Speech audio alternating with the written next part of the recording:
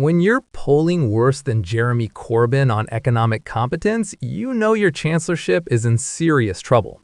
Rachel Reeves, the woman who promised to be the Iron Chancellor, the woman who was supposed to bring economic credibility to Labour, the woman who claimed she'd fix the mess the Tories left behind, is now officially rated as worse at running the economy than a man who wanted to nationalize everything that moves and tax everything that doesn't. A new poll has delivered the most humiliating verdict possible. 51% of people think Reeves is doing a bad job. Only 27% think she's doing well. And when you ask people whether they prefer her or Jeremy Corbyn as Chancellor, more people choose Corbyn. Jeremy Corbyn, the man whose economic policies were so radical that his own party spent years distancing themselves from him. That Jeremy Corbyn. Welcome back to UK Political Insight, where we document the catastrophic failures of the current government. Let's break down this poll, why Reeves is doing so badly, and what it means for Labour's already disastrous premiership. So first, let's appreciate the sheer scale of this humiliation. Rachel Reeves is the sitting chancellor. She's got the job, she's got the treasury, she's got all the civil servants and all the resources of government. And the public thinks a backbench MP who hasn't been in a position of power for years would do a better job than her. That's not just bad, that's historically bad. Chancellors are usually given at least some benefit of the doubt, especially early in their tenure. People understand the job is difficult, the economy is complicated, you can't fix everything overnight. But Reeves has burnt through all that goodwill in record time. In less than a year, she's gone from being Labour's great economic hope to being less trusted than Jeremy Corbyn. That takes a special kind of incompetence. The poll was conducted by Merlin Strategy and surveyed 2,000 adults. They were given a choice of past and current political figures and asked if they thought each person did or would do a good or a bad job running the economy. The results are absolutely fascinating because they tell you what the public actually values in economic leadership as opposed to what politicians think they value. At the top of the list is Gordon Brown, with 35% of people thinking he did well as Chancellor. Gordon Brown, the man who sold off Britain's gold reserves at rock-bottom prices in what became known as Brown's Bottom. The man whose economic policies contributed to Britain's vulnerability during the 2008 financial crisis. And yet, 35% of people still think he did a good job. That tells you that people either have short memories or they're comparing Brown to what came after and thinking, well, at least he seemed to know what he was doing. Trailing Brown by just 1 percentage point is Rishi Sunak with 34%. Sunak's relatively high rating is interesting because his time as Chancellor was mixed. Yes, he introduced bounce-back loans during COVID. Yes, he did eat out to help out, which people remember fondly, even though economists have questioned its effectiveness. But he also presided over massive government spending increases and then had to raise taxes to pay for it all. The fact that he's rated fairly well suggests people appreciated his response to the pandemic, even if they weren't thrilled with everything else. Or maybe they're just comparing him to Reeves and Sunak looks like a fiscal genius in comparison. Jeremy Hunt, another former Conservative Chancellor, scored 28%. Hunt is interesting because he was seen as steady and sensible. He came in after the Liz Truss disaster and stabilized things. He didn't do anything revolutionary, but he didn't crash the economy either. And sometimes, especially after chaos, steady and boring is exactly what people want. Hunt's score reflects that. He's not inspiring, but he's competent. And competence counts for a lot when the alternative is chaos. But here's where it gets really juicy.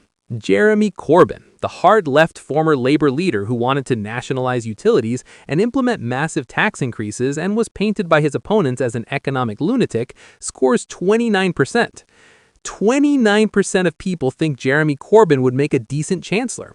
Now, Corbyn is polarizing. The poll also shows 42% think he'd do a bad job, so he's divisive. But here's the thing. 29% is higher than Rachel Reeves' 27%. More people think Corbyn would do well than think Reeves is doing well. Let me say that again because it's so staggering. More people trust Corbyn with the economy than trust the current sitting chancellor who's actually doing the job. That is an absolutely devastating verdict on Reeves' performance. So why is Reeves doing so badly? Well, let's count the ways. First are her budgets. She raised £40 billion in taxes in 2024. Then another $30 billion in November. That's £70 billion in tax increases in the space of a few months. $70 billion. These aren't minor tweaks to the tax code. These are massive hikes that affect businesses and individuals across the country. The employer's national insurance increase alone has been hugely unpopular because it hits businesses, especially small businesses and pubs and hospitality venues, really hard. And those businesses pass the costs on to workers and customers.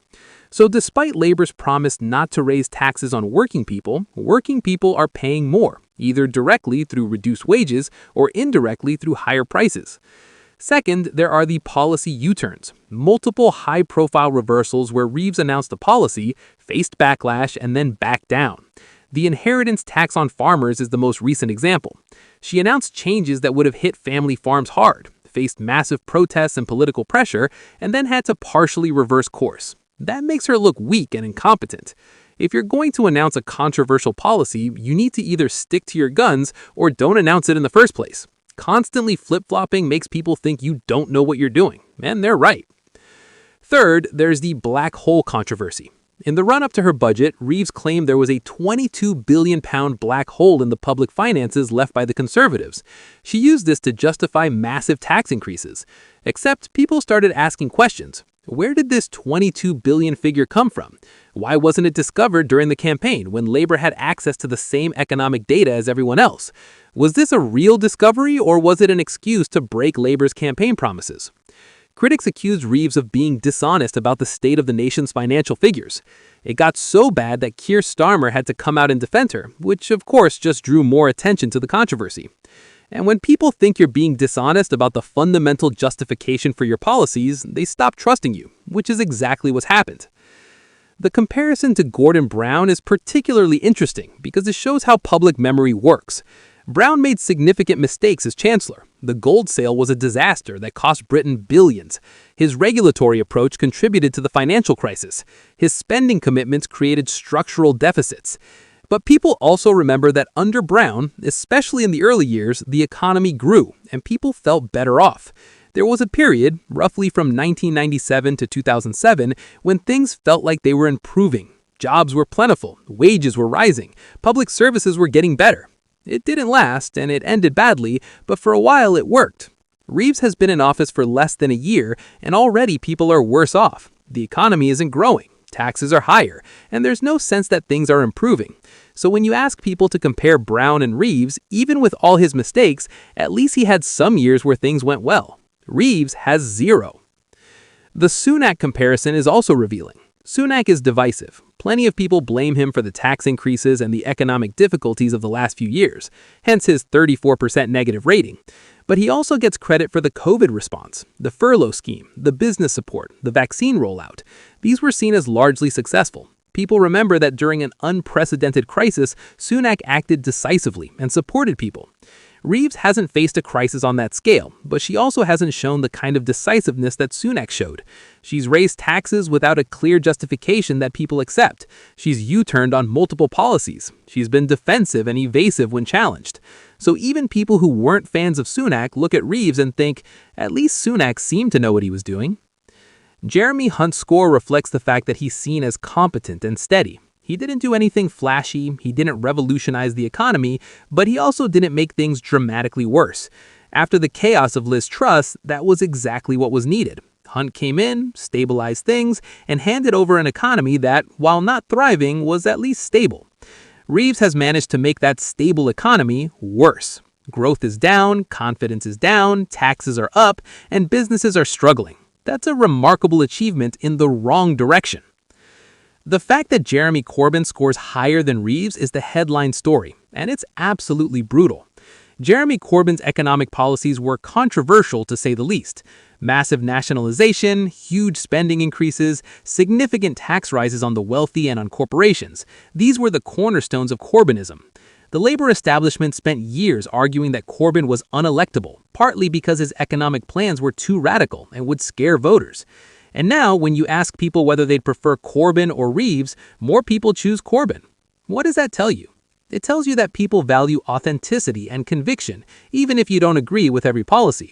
Corbyn believed in what he was saying. He had a clear vision, even if you thought it was the wrong vision.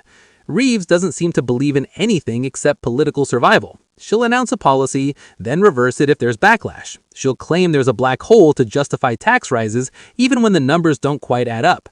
She's transactional and poll-driven rather than principled. And people pick up on that. They might not agree with Corbyn, at least they know what he stands for. With Reeves, who knows?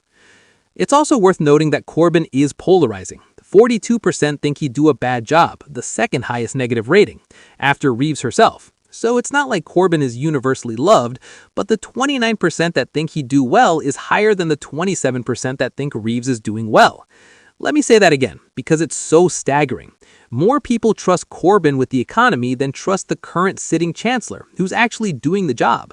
That is an absolutely devastating verdict on Reeves's performance. So why is Reeves doing so badly? Well, let's count the ways. First are her budgets. She raised £40 billion in taxes in 2024, then another $30 billion in November. That's £70 billion in tax increases in the space of a few months. $70 billion. These aren't minor tweaks to the tax code.